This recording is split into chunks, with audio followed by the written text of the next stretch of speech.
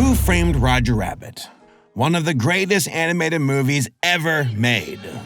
Released in 1988, this movie dazzled the world with its seamless blending of live-action filmmaking and traditional animation. To this day, I'm still floored by the technical wonders of this movie. Seriously, the light on Roger here? Look at that! How? How'd you do that? That's amazing. Look at it! Look at it! Look at it! I want all of you to look at it! Now, the story itself was a simple whodunit plot, yet it was done extremely well. It also features a cast of characters you could not help but fall in love with. All in all, a timeless and legendary film. But what if I told you that there was, for some reason, an adult ripoff of Who Framed Roger Rabbit? Yeah, apparently, Jessica Rabbit just was not sexy enough. Feast your eyes on Hollywood. Yes, that's her name. Double the lust with half the personality and charm. And it gets even worse, folks. What if I told you that this movie is also, at its core, a movie about gooning over a cartoon character?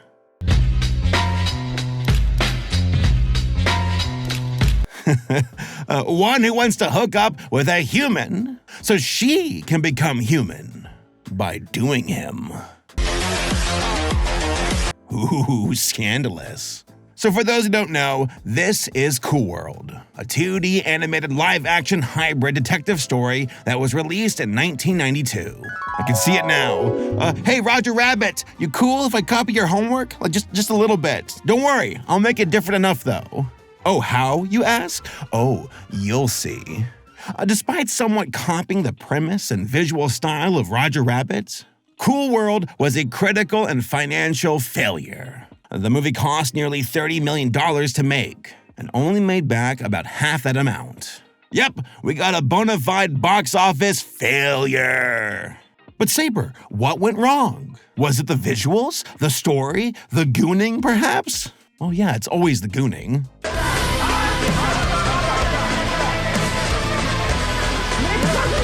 Actually, it was everything. Once you understand what this movie was about, you'll realize that nothing ever good comes from gooning over your own OC waifu. That's literally the plot. I'm not even joking. Look, can you imagine that level of shame? It's disgraceful. It's disgusting. I can't stand for it. Do not come. Them young boys coming. What do you mean by that? Oh yeah, I forgot to mention, folks, we got a new Saberspark summer pin at my merch shop. Don't buy it. Don't even look at it. That you can't even have that. No, don't click on the link that's in the description down below, okay?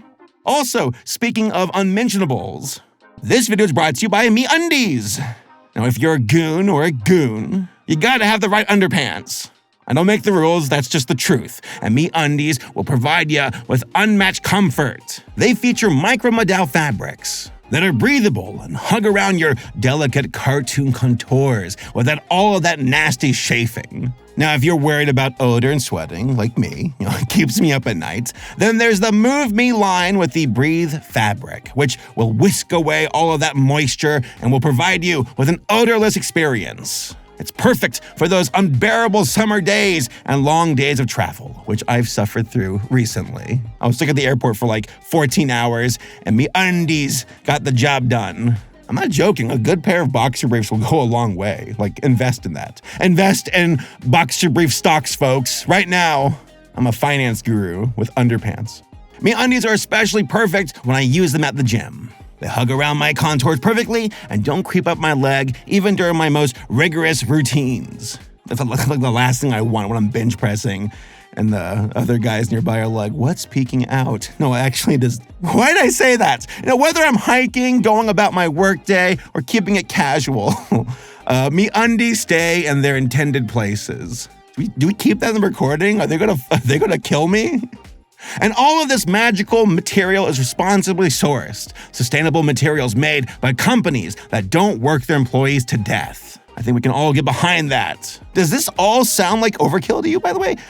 I don't know. Trust me, it won't be when you realize how much regular underwear underperforms in these hot summer months. I read this article recently about some old lady from 1860s who was a billionaire, but she wore the same pair of underpants for her entire life. You don't want to see the picture. They actually have the underpants, a picture of it, which I'm who saved these? MeUndies is much better than that. And if you're not happy with these undies, then it's on MeUndies, or their undies. They have a good return policy is what I'm trying to say. So let's not miss out on a chance to feel light and breezy this summer. Head on over to MeUndies.com/Saberspark to get 20% off your order and free shipping right to your door. I'm sure if Hollywood wore underpants, she would approve of this. All right, back to the gooning. Put that on my tombstone when I die. So the story of Cool World involves an ex-soldier turned detective named Frank Harris. Then there's a horned-up comic book artist named Jack Deebs, and then the comic book artist OC waifu Hollywood. When will it end?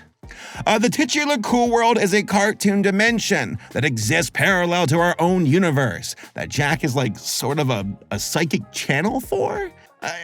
He experiences visions of it and recreates it through his illustrations. Or maybe it's always existed and he's just a channel for it? I don't even know. The movie is very confusing on this front. It doesn't really explain it. But the main crux of this movie involves Detective Harris, who gets sent to Cool World after his mother dies in a motorbike accident. I hate when that happens. He's been tasked with trying to stop Jack from having sex with Hollywood because it would destroy the dimensions. By the way, it's extremely hilarious how for almost the entire movie, Harris says this, but does not explain why it would tear the dimensions apart. And around here, everything goes. Everything except one thing. Yeah, what? Noids do not have sex with doodles. Right? Noids do not have sex with doodles. So for most of the movie, he just seems like a weirdo trying to stop Jack from getting his nut off. No gooning in Cool World. It's just like Twitter. So how does such a strange movie come to be? Well, in the late 1980s, indie animation rock star Ralph Bakshi would have a renaissance of sorts with his show Mighty Mouse: The New Adventures. If the name of Ralph Bakshi does not sound familiar to you, check out my review of his 1972 X-rated exploitation film Fritz the Cat. It was the film that jump-started his career, but his work would noticeably get tamer and tamer as the years went on, and also more marketable too. We always succumb to marketing. Buy this AB pen. In a time when television animation had gotten cheaper and cheaper with the only goal seemingly to sell toys, Mighty Mouse: The New Adventures was a breath of fresh air. One that would really lay the groundwork for a lot of the more zany cartoons we would go on to see in the 1990s. Seriously, look at the names of some of the people who worked on Mighty Mouse. Bruce Timm, Tom Minton, Andrew Stanton, Rich Moore, and John Kay. Fuck that guy. Just to name a few. You know how people always bring up that Flapjack was the amazing training ground for so many animators that would come after it in the 2010s? Well, that was the case for Mighty Mouse, with its own wave of respective creators during the 90s. After Mighty Mouse wrapped up in 1988, Bakshi decided he wanted to re-enter the world of film. Cool World would be Bakshi's first film in 9 years, with his last one being Fire and Ice in 1983. In the production of his other movies, Bakshi was getting paid around $1 million in total per movie, while his friends like Martin Scorsese and Francis Ford Coppola were getting paid millions with a S, as in multiple millions, as high-profile directors. Bakshi wanted a piece of that, and who could blame him? One could argue that Bakshi was just as important to the animation industry as his live-action auteur counterparts were to their industry too. And they were clearly valued. Why shouldn't he be? Bakshi would go on to Paramount to make Cool World. The original pitch for the movie was envisioned as more of a horror film than what we would eventually get. Bakshi's vision for the story involved a man having sex with a cartoon character, resulting in a child that was half cartoon and half human. Eventually, the father would abandon his son and return to the real world, and the child would go on a hunt to kill the father who abandoned him. In Bakshi's own words from an interview with IGN Film Force, he said, quote, "It was a real horror film, but the metaphor was basically, why don't we understand our fathers? And why do we become the worst of our fathers?" End quote. Additionally, Bakshi wanted the son character to be half live action and half animated. He himself admitted that he had no idea how he would do that, but it was an on-screen effect he had been dreaming about pulling off for years. It was an unusual pitch, but Bakshi chose Paramount for a reason. He had a good working relationship history with them. For a period of time in the late 1960s, he had basically run Paramount Animation, finishing a series of theatrical shorts that Paramount were contractually obligated to give to distributors, and that were left unfinished by previous staff. Now, Paramount Animation never went particularly far. In fact, after Ralph finished the contracted shorts, he was told to lay everyone off. However, he did what he was asked and delivered on his end of the bargain. He did his job and did it well. So, by extension, he thought working with Paramount would grant him a certain amount of security, freedom, and ease him from a lot of the hardships that come with indie production. But it would not take long for corporate meddling to rear its ugly head.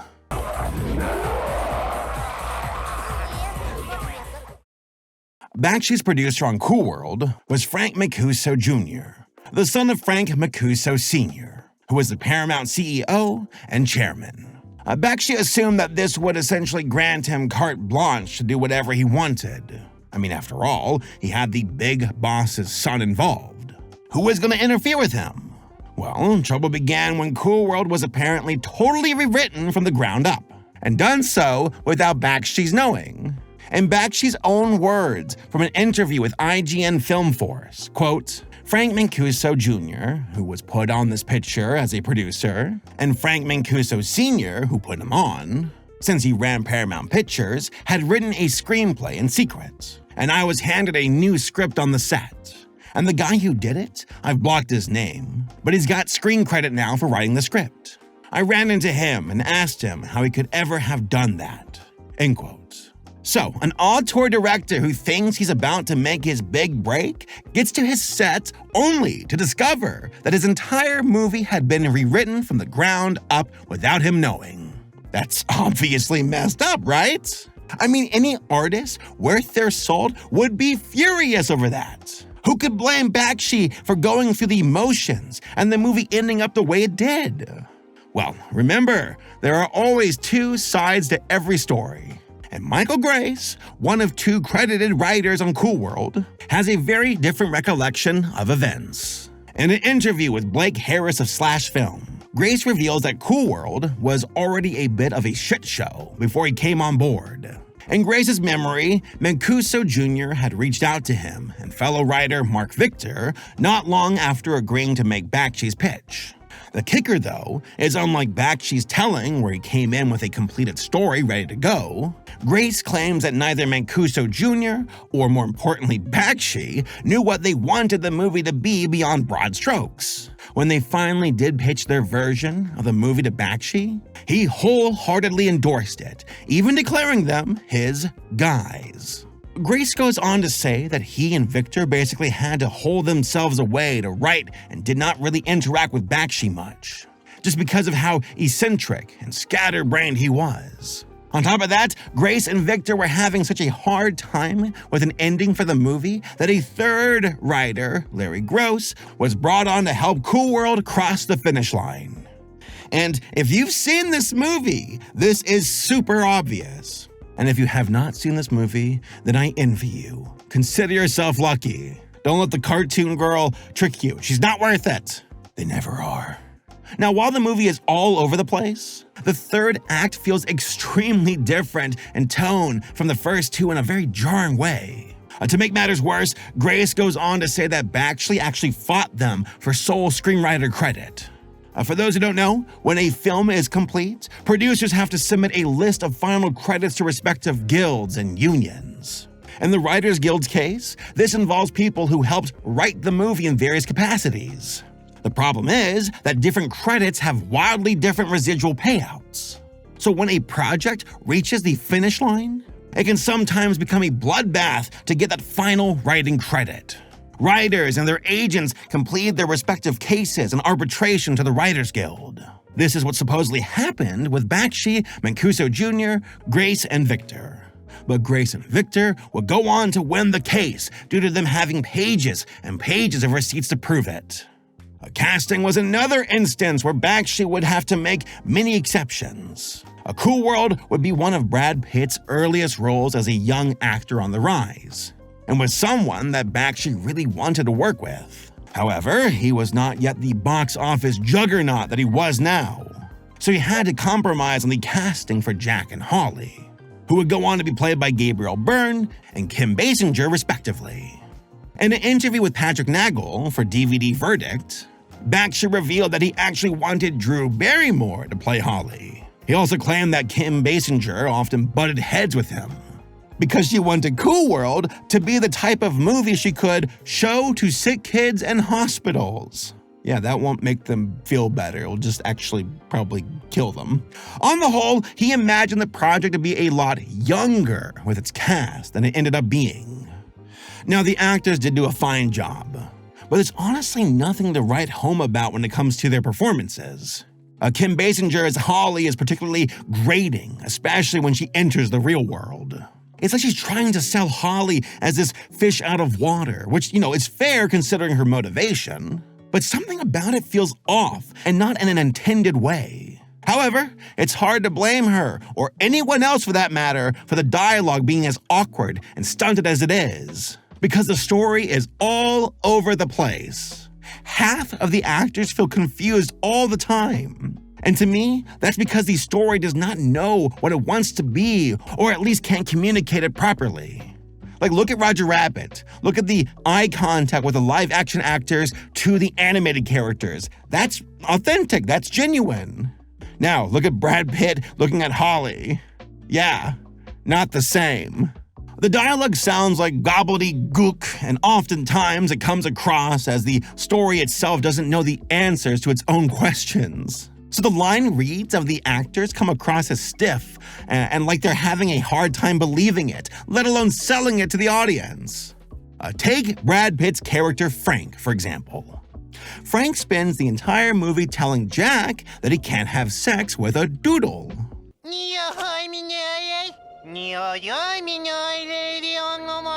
But the movie does not tell you why that's a bad thing until the third act. So it often feels like Frank is just reprimanding Jack for no particular reason.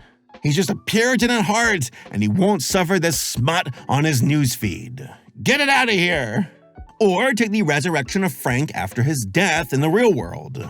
In the last few minutes, they just casually tell you out of nowhere that if a doodle kills a human in the real world, they can be resurrected as a doodle in Cool World, but offer absolutely no reason why that's the case. Stuff happens just for the sake of having stuff happen. There's no meaningful stakes throughout the entire movie because they don't set up the rules for the audience with enough notice to let it have any impact. So major events in the movie feel hollow and arbitrary.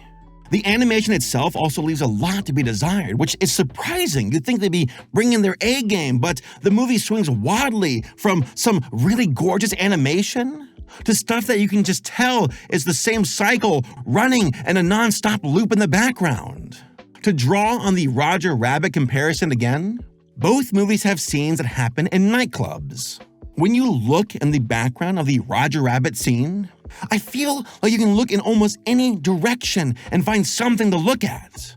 Some mini story happening with another background character. It makes the environment and the world of the movie feel alive. Now, when you compare that with the club scenes in Cool World, everything feels so lifeless. Sure, there are things moving and on a technical level maybe well animated, but they just aren't doing anything of note. They're moving just for the sake of being something to look at. It makes the whole movie feel incredibly stale and superficial. And this is not helped by the horrible compositing of the animated characters with the live-action actors. Any moment of tenderness or sensuality is immediately undercut by how poor the two worlds are blended together. For instance, any moment with Frank and Lynette feels laughable, and the sex between Holly and Jack is, well, anything but sexy.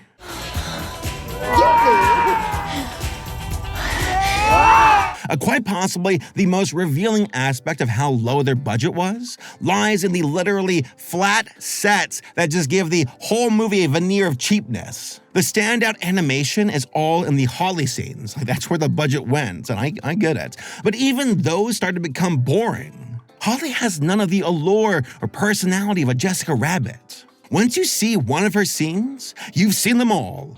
The movie also is stuffed to the brim with gags that not only go on for way too long, but that also have absolutely no bearing on the plot whatsoever.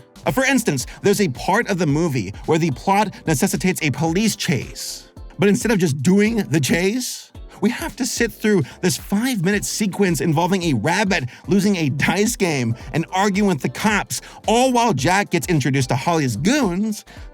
And then finally, the police chase starts. Oh, yes, that part was totally necessary and not included to pad the runtime. Looking into the animation production for this movie, it is no wonder that so much of it feels that way. In the book Unfiltered, The Complete Ralph Bakshi by authors John M. Gibson and Chris McDonnell, Bakshi reveals that not only did the animators never receive an actual finished script, but they were just animating whatever they wanted for laughs. Bakshi is quoted as telling his animators, quote, "Do a scene that's funny, whatever you want to do," end quote. So animators were basically just flying off the cuff, animating whatever they wanted, and then just having that slotted into the movie if Bakshi happened to find it funny enough. A bold move, but you cannot make a big studio movie that way. It's way too chaotic. Now, while this is not 100% confirmed, there is some additional information that gives my padding for time theory some credence. According to Grace in the previously mentioned Slash Film interview, Bakshi had shot just about 20 days of footage, which were, in Grace's words, unusable and just terrible. 20 days of useless footage, especially when you remember that this was shot on film, is just absurd and quite frankly wasteful.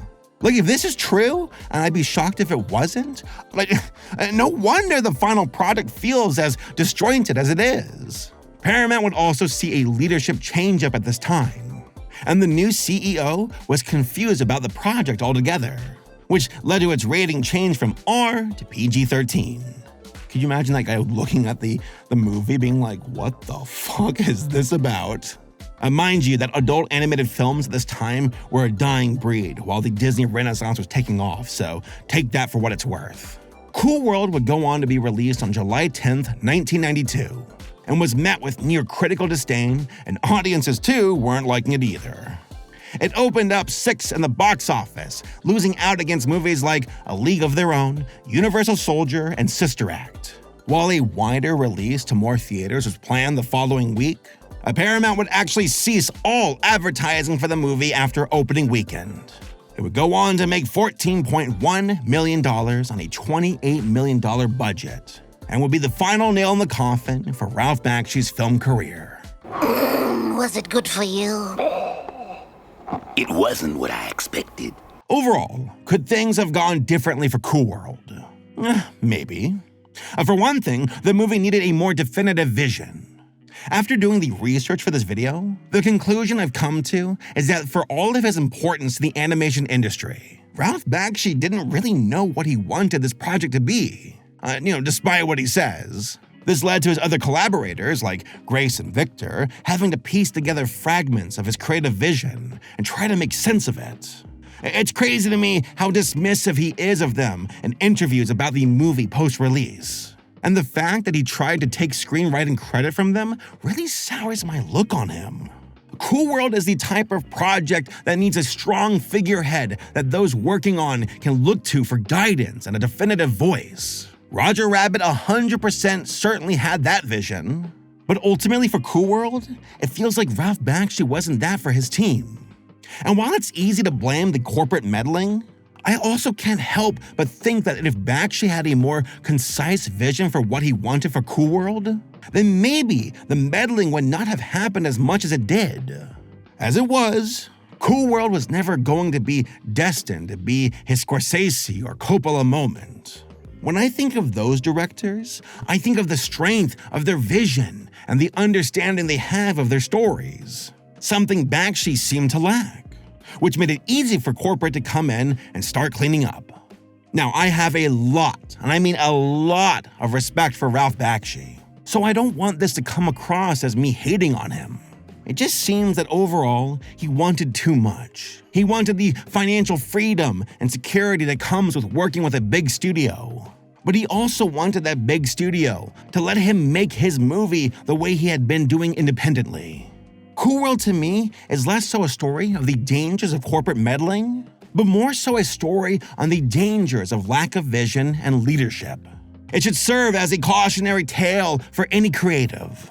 You don't need to have all the answers, but you need to have at the very least a vision and communicate that vision so it does not fall apart. Oh, and probably less gooning. Or more? Yeah, you know what? The answer is always more. Yeah, more gooning.